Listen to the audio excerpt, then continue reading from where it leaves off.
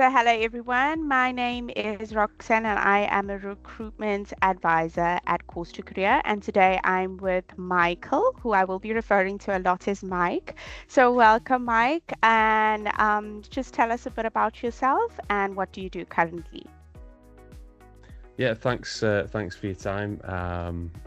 My name's Mike. I come from a previous career in sales and sales leadership, and I'm Mhm. currently going through a career change using Course to Career as my source of education and guidance, I would say. Mhm.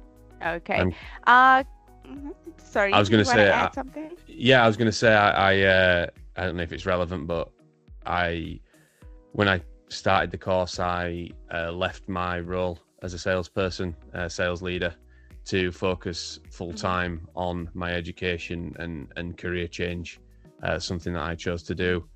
I don't think it's something that everyone chooses to do, but it felt like the right decision for me to do that, to be able to focus 100% on my studies and making that shift.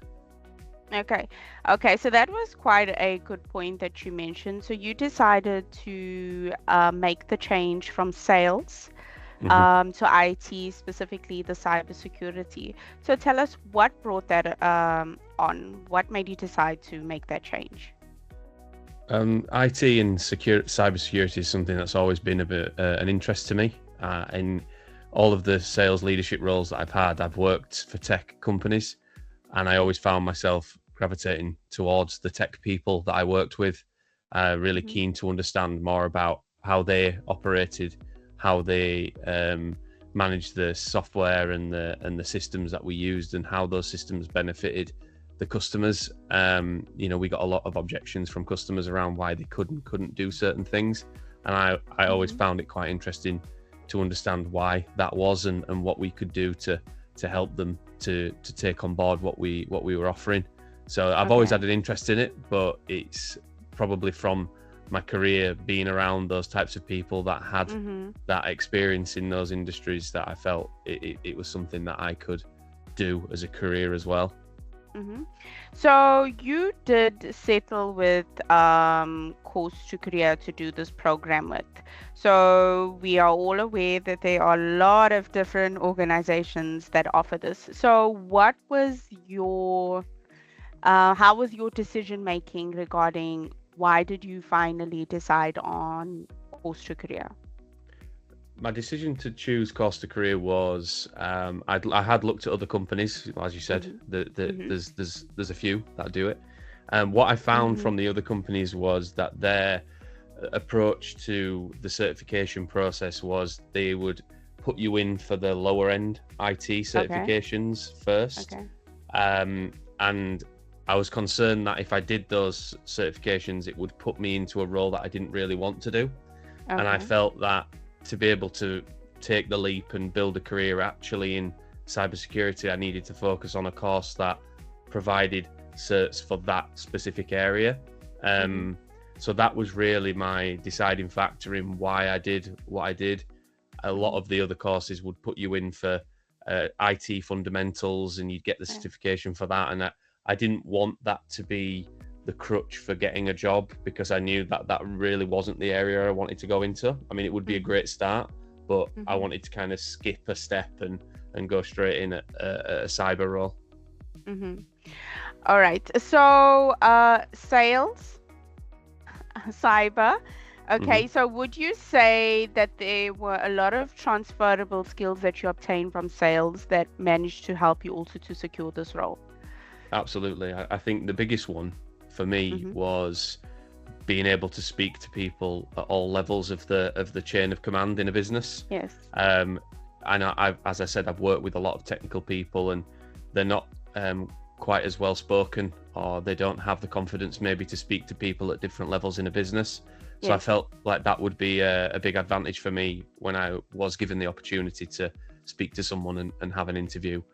In addition to that, when you work in sales, it is quite an analytical environment. You're Mm-hmm. constantly reviewing data, you're following processes, you're creating playbooks for yourself Mm-hmm. and the team to make sure that they're doing the right thing for the business. There's also a big element of data governance, because you're working with customer data. Things need to be locked down in a system. Only certain people can have access that they need. So there are quite a lot of transferable skills, I would say. But really the main one for me was being able to have great conversations with people at all levels of an organization. So when you completed the course, what certifications did you obtain? And can you just tell us, like, overall, how did you find the whole course? So I obtained Microsoft Cloud Security Fundamentals. I think it's SC 900. That was the first one that I did. The second one was CompTIA Security Plus. And then the third one was CompTIA CYSA Plus. A bonus was, and I didn't realize this at the time, if you do the two CompTIA certs close together, you get a third certification as well. Kind of for free, like a booster cert, to say that you did them at the same time. You've built that knowledge.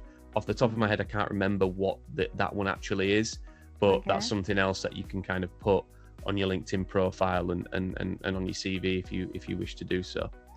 And the other question you asked was, how did I find the course? Is that right? Yes. I thought the course was great. I think it's exactly what I needed to be able to be successful. You know, I think it's fair to say that if you had the time and you could really spend time researching, you could do it without a course. You know, the information is out there, but I wouldn't recommend it. You know, being able to work with a company that says, do this first, understand it. When you understand that, move on to this stage.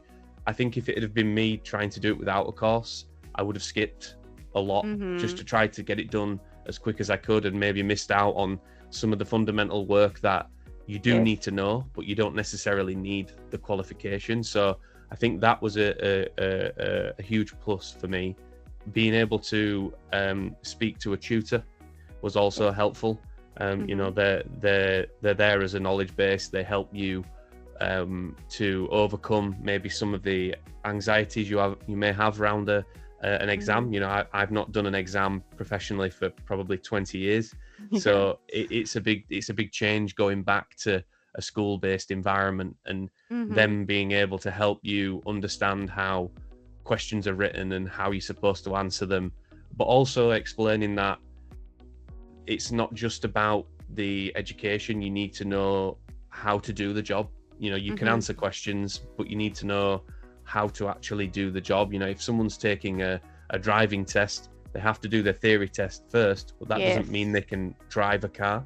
They need to show that they can drive the car, and being given that advice from somebody who was working in the field was also really helpful. And then finally, you know, working with yourself on the recruitment side.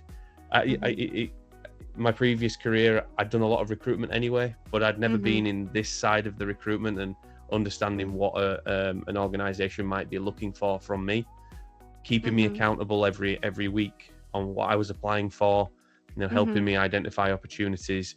All of that together, I think, is super important for someone that is serious about making the switch. But it's not just the course, it's you as well as a person. You have to be committed to the process, and if you're not, it's likely that you might struggle. Yeah, that was a great explanation, especially for people that want to do the course. You got to know that although you know, you have to know the theory part and be able to put theory into practical, but also you as an individual need to want this as much as everybody else does. So you have to put in the work.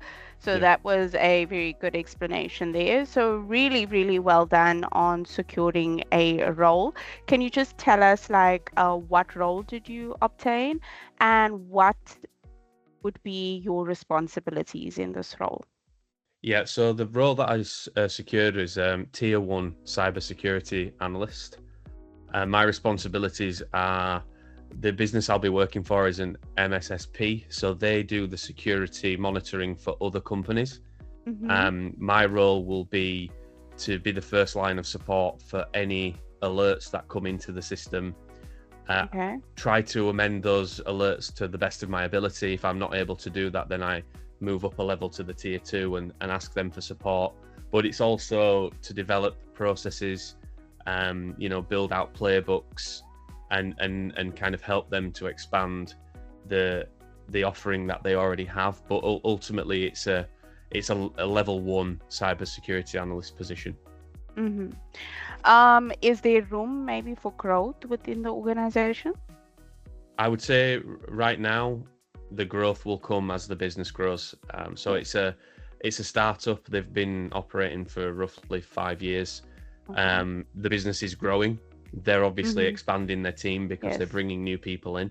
Yes. As the business becomes more successful, then there'll be an opportunity to grow. But the thing that really excites me about the business itself is the leaders of the company are 20 plus year experienced veterans of cybersecurity. The team I'll be working with, they all kind of started with a similar background of not really any experience, but the business gave them the opportunity to join, and they're keen to train me to do things that would fall outside of the role, which is super important, because that's how you're going to grow your own ability within the industry.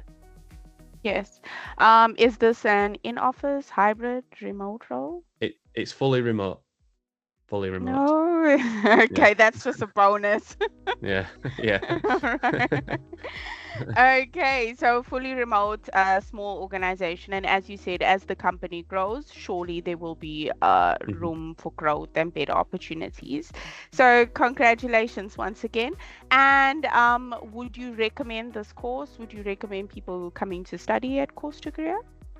I would, yeah, I would. I stick by what I said. The course can only take you so far. I think anyone that goes into it with a different mindset that the course is going to give them a job, I would say is incorrect. I believe in the job guarantee. I think I'm an example of that. But that comes from hard work and effort on the side of the student. But I would definitely recommend it if anyone's looking to change careers and they need guidance on how that would happen. You're being given guidance at every stage of the process. It's not just it's not just a case of here's the coursework, go out and do it. It is self-motivated learning. But it definitely helped me to feel comfortable in I'm taking the right steps to make this change. I'm not just kind of guessing this is the right route that I should take. Do you have any plans for the future, maybe to study further or anything else?